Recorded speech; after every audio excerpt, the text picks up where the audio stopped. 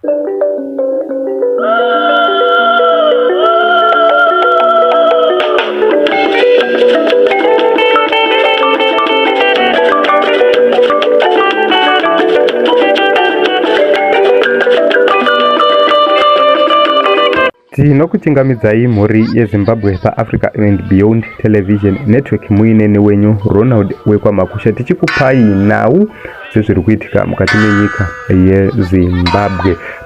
Bato ZANU PF iro rinova riri kutonga munyika yeZimbabwe rotsoropodzwa mushure mekutadza kuvaka zvikoro zvakanaka mumakore 43 nyika yawana kuzvitonga kuzere.